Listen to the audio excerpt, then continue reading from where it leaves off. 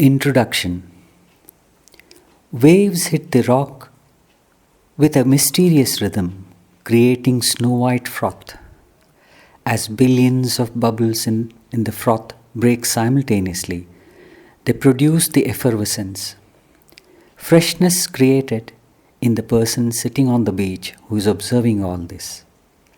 The air is moist and salty, adding to the feeling of elation and joy in that person.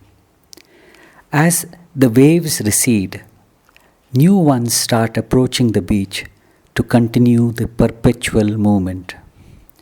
The gulls in groups fly overhead, their shrill voices communicating with one another, their attention deeper into the sea, where a few catamarans ply, carried by their sails fluttering in the winds, while the fishermen try their luck with the catch. Perhaps the gulls are transmitting to the onlooker some innate truth, at once simple and profound. As though they have succeeded, the onlooker notices that the activity becomes more intense nearer the beach, while it starts decreasing as the depth increases. When the attention settles on the horizon, it is noticed that deeper in the ocean there is total calmness. The froth with the billions of bubbles, waves small and large, the movement and everything is nothing but water. Similarly, everything is reality, truth, God, or whatever name referred to it. One does not see the background, as one is too involved with the superficial. If one is too obsessed by the waves and the froth, one is bound to take all these as different. And for the activity to take place, there has to be the background of something which is totally quiescent. Behind all the change taking place, there has to be something that is changeless. And there is nothing like horizon, the meeting of land and the sky. And in a way, every place is essentially a horizon. These are not just thoughts, but are experiential peeps. Each one of us has some similar experience, perhaps at different locations and occasions, depending on our innate taste and nature. And almost every one of us pauses to ponder about the why and wherefore of life, though not everyone pursues these thoughts, either due to more pressing needs and the priorities, or we are simply afraid to think about them. This much is certain, that some time or the other we do take them up. Such persons who dare to take up the fundamental questions, to dissect and analyze them, become the pioneers in leading the humanity by ushering a meaning to life in particular and existence in general. The search for truth and meaning to life has been in two directions. The first, and perhaps the obvious, is the external that has come to be known as science. Using the method of curiosity, observation, experiment, inference, it tries to explain the phenomena or external nature. The present conclusion is the age of the solar system is approximately 5 billion years. It was a great cosmic coincidence that the compounds of carbon, hydrogen, nitrogen, and other elements evolved into Homo sapiens, that is, human beings, through millions of intermediate species consisting of plants, insects, reptiles, birds, and animals. That our solar system is only one among billions of stars in our galaxy, which again is one among the infinite galaxies, estimated to be more than all the grains of sand of all beaches on earth. This understanding has come through thousands of years of struggle, sacrifice, and devotion of many persons. Such persons dare to think differently and to live for more than just survival. Though these are but small steps in unlocking the infinite mysteries of the infinite universe, they have definitely helped us in knowing our place in the universe. The scientific method has prepared the mankind in combating the natural challenges and to increase the comfort level, which subsequently has given more leisure. Whether man is using the leisure constructively or not is another question. Aristotelian logic, the foundation of science, had its advantages. It channelized the random thinking to more creative aspirations. It helped man to pose and answer questions, beginning with what, why, and how. It helped in the elimination of avoidable fanaticism. We are presently in an age when every theory is put on the anvil of reason and experiment to be scrutinized to the extent that only probability has become certain. This present information explosion only suggests that knowledge is infinite. This conclusion has forced the scientists to rethink about their mode of approach. The high energy physicists are beginning to realize that there is nothing like objective observation, as it's difficult, if not impossible, to ignore the role of the observer in the process of observation. To put it simply, the scientists have started thinking of the importance of the subject.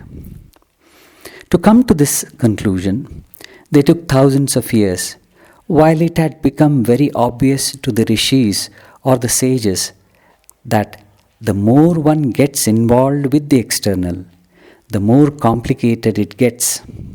That was why they tried to find the source of this grand universe instead of dwelling on the details. Not unlike the onlooker giving more importance to water principle and giving less importance to waves and froth in the sea. They tried to find solutions to the riddle that is life by seeking the ultimate cause. And so, the search took the second direction, the inner dimension. We will not be wrong in saying that the inner search appears to be older. It was initiated by some unknown persons in the East who discovered that mystery only deepens as one tries to know the world outside, which is accepted by the modern physicists. That the knowledge is limitless, and that all the knowledge, whenever it unfolds, only makes us more and more aware of our ignorance. A dissident ego of this realization can be heard in the words of Socrates, who said, "I know only one thing, that I know nothing." Probably it was with these realizations that they discovered the other direction of search, the inner. Kathopanishad says, "Paranchi khani vyatranat swayambhuhu, tasmat parang pashyati nantaratman, kaschid dhiraha pratyagatmanamakshat, avritta chakshuhu amritatvamichan." The self-existent reality has made the windows of senses which open only outside. That is why we can perceive only the outside and not the inner self. A patient man of sharpened intellect with an intention of achieving immortality turned his gaze inward. This verse almost succeeds in explaining spirituality. The scientific observations require the help of senses. The scientists extend their limited senses through extensions like microscope, telescope, and other instruments. And as such, the senses can perceive only what is outside. That is, the eyes can see only what is outside or separate from the body, and so it is with all the other senses. This is what is hinted at by the above mantra when it says, "the windows of senses which open only outside." But to experience the subjectivity, one does not need any senses, and one can do it anywhere and in any condition. Only is patience is required, which is referred to as dhirata in the mantra. The word swayambhuhu, self-evident or self-existent, is used to suggest this thought. So the process of looking within is spirituality. In fact, it starts with the process of introspection. However, this search for the pratyagatma, the self or subjectivity, is possible, at least in the beginning, under certain conditions, more or less like the scientific experiments which are to be carried under controlled conditions. Just as an immature child cannot either understand the ways of science or perform the experiments, an indolent, restless, and indulgent mind cannot possibly do introspection and the self-analysis, for which certain amount of poise and subtlety are mandatory. Normally, most of us are easily excitable and are basically restless, and we try to keep ourselves away from spirituality. Lack of knowledge of the theories of science has not stopped us from reaping the benefits of science for increasing our comfort level. Similarly, the conclusions of the spiritual scientists, if one may call them, have helped mankind in preserving its sanity and spiritual well-being. There has been an unbroken line of masters and seekers who have preserved this tradition over thousands of years. The observations, conclusions, and recommendations have come to us through the dialogues which had taken place in the secluded hermitages, in deep forests, or on mountains.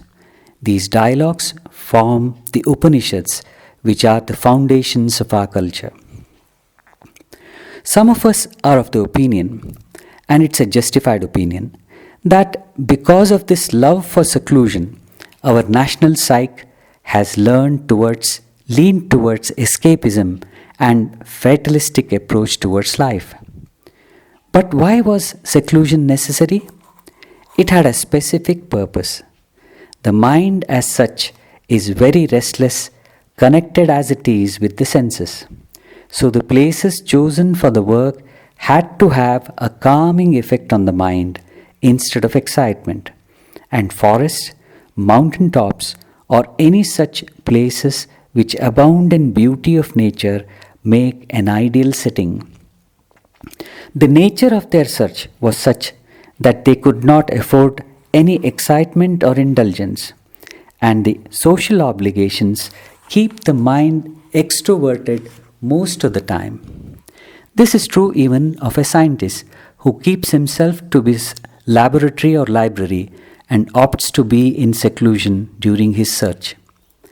But not everyone is a hermit or a scientist, and a troubled or a tense man might take to seclusion as a means to escape from his problems and or responsibilities. For such behavior, we cannot blame the seclusion, and the fact is that an unsuccessful person running away is neither happy in his own life, nor is he able to contribute for the growth of the society. On the contrary, he takes his whole world of fears and desires with him to the forest or to the Himalaya. Upanishads are very mystical. They are necessarily so, as they are utterances of the rishis in non-ordinary states of consciousness, achieved during the meditative moods. Like the Zen koans, helping the monks to have satori, the first spiritual glimpse, through an element of surprise or a shock for the intellect and reason, the mystical utterances help the sensitive seeker to get glimpses into those very states which the rishis experienced. It is obvious that the Upanishads can be used only by the recluses and seekers having the eligibility with a certain amount of growth like mental calmness and introversion. To cater to the common masses, who too have the right to inherit the truth enshrined in the Upanishads, some sages developed Puranas, Itihasas, or mythology, which indirectly hint the great truths of the Upanishads. This literature got so popular, it would not be an exaggeration if one said that every Indian knows the mythological characters very well. The mythology helped bringing moral and ethical discipline to the society, but failed to create a genuine interest to study the life-transforming Upanishads. Instead, the Puranas only strengthened the imaginative faculty and fantasies of the mind. A scripture giving truths of the Upanishads, at the same time using a common man's language with illustrative stories, helps a beginner as well as an advanced seeker. This is where Yoga Vasishta becomes relevant, which enunciates a doctrine, then elucidates it with stories, and at the end, once again, gives the summary of the mystical truth. Yoga Vasishta, the name of the scripture, indicates that it emanated from sage Vasishta and comprises of 32,000 verses. Its authorship is attributed to sage Valmiki. An abridged version of 6,000 verses has been called Laghu Yoga Vasishta. His other work, the Ramayana, is called an Itihasa and is very much on the minds and lips of common folk. But Yoga Vasishta has not been known by many for obscure reasons. When one takes up the study of this great work, one not only gets inspired to go in for the divine adventure, but discovers practical hints and guidelines at all stages of sadhana.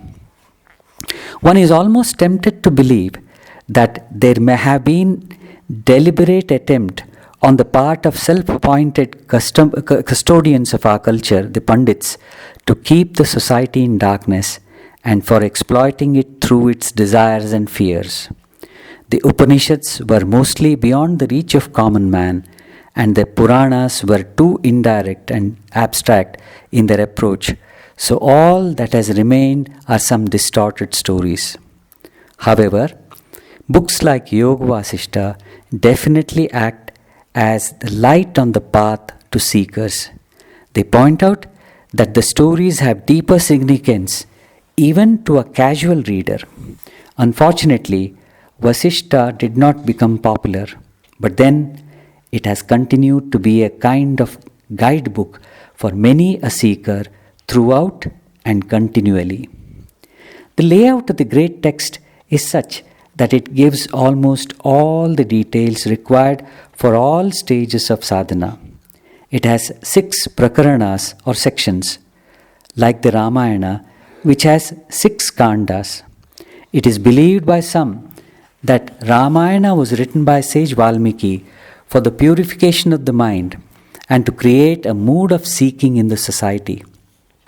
It is well known that the story of Rama gives an exemplary ethical and moral behavior in an individual and a glimpse into the ideal culture through the description of Ayodhya.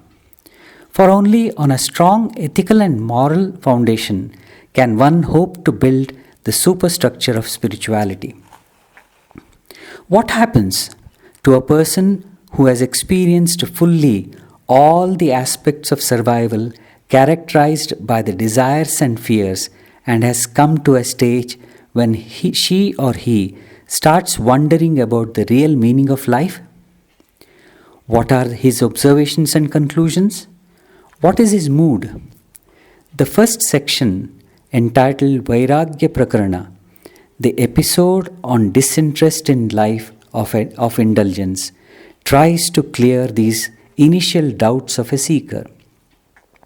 In the very second shloka of this Prakarana, it says that only a person who has realized that the life characterized by only acts of survival is limited and meaningless, and who aspires for something permanent which brings freedom is eligible to take to this scripture for study. The second section Moksha Prakarana gives the basic qualifications of a mumukshu or an aspirant seeker after liberation. Most of our gross desires have an element of speed in them, in the sense that we are in a hurry to fulfill them. The first quality of the mind involved in the search is shama, or the sweet patience, achieved through quietening of senses. The basis of science is the basic discontentment in what we have and contentment in what we are.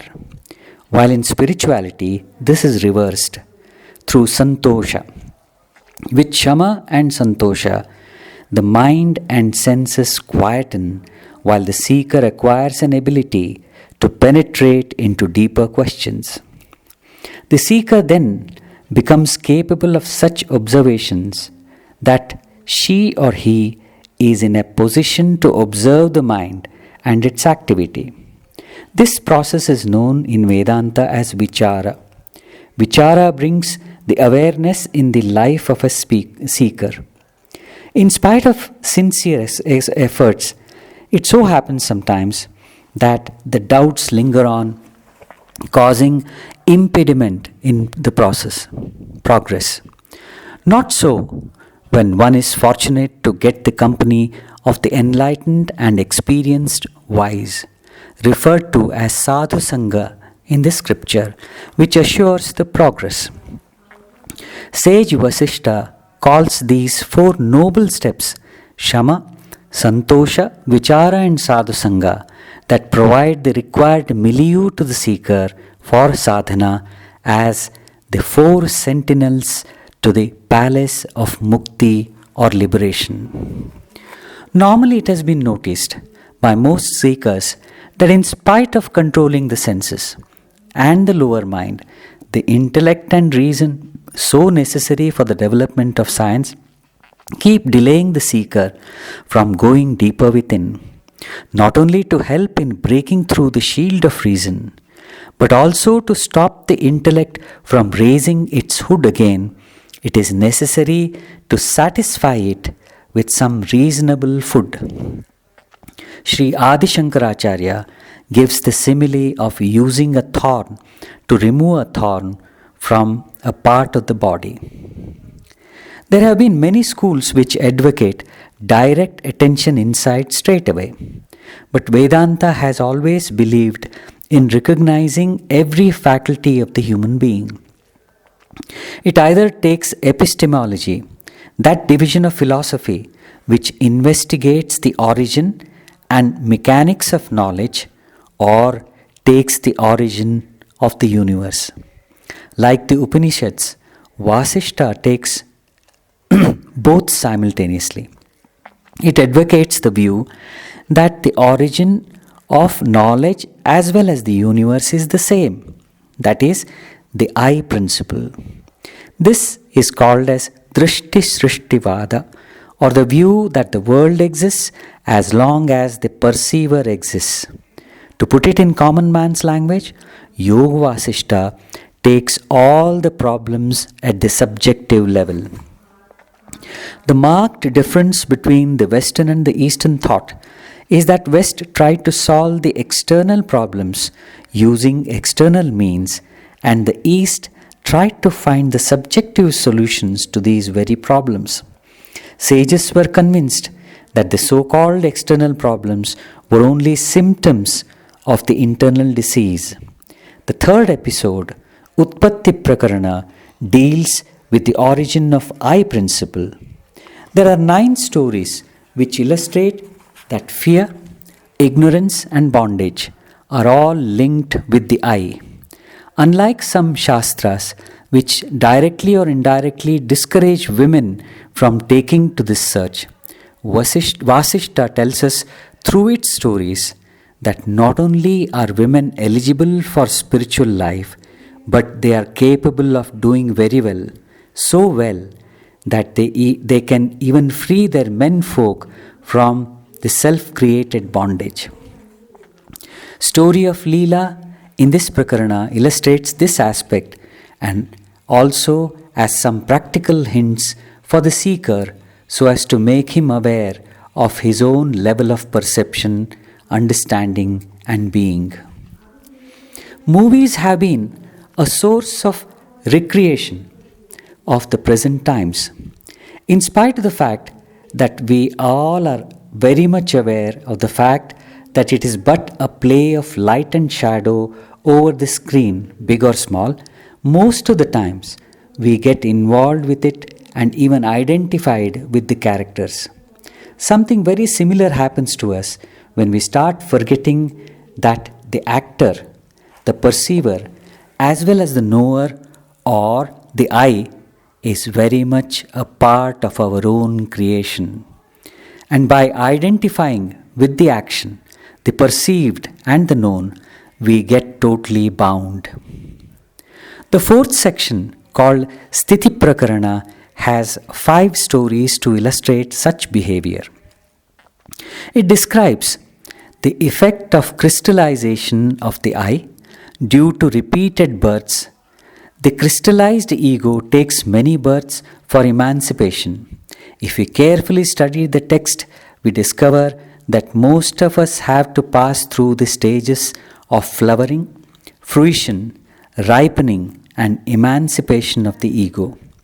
It appears that sthiti or preservation of I is an important, if not a mandatory stage of growth, as it is during this time that an individual learns through experiences, bringing in the 3 aspects of existence.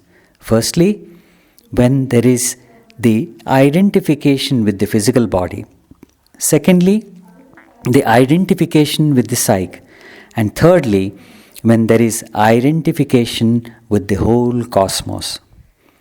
It is very difficult to convince a man that he is asleep, and it can be only done by awakening him. A man who is involved with his ego and its manifestation is in a kind of sleep. What we are individually is the result of our involvement of many births. Longer a man is in such involvement, deeper is his lack of awareness.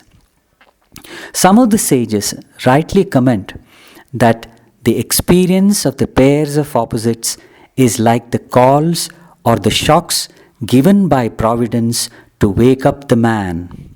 When one notices that life as such is full of pain with intermittent pleasure and that it is impermanent, there is a shock which forces one to inquire into the why and what for of life. By such repeated musings, one gets motivated to take up the quest. When one really starts the quest, the problems of a different dimension commence. At this time, he realizes the difficulty in sincerely persevering the chosen path, as the tendencies start creating obstacles in progress. Upashanti or Upashama Prakarana, the 5th section, has 9 stories giving some very valuable hints about quietening the mind.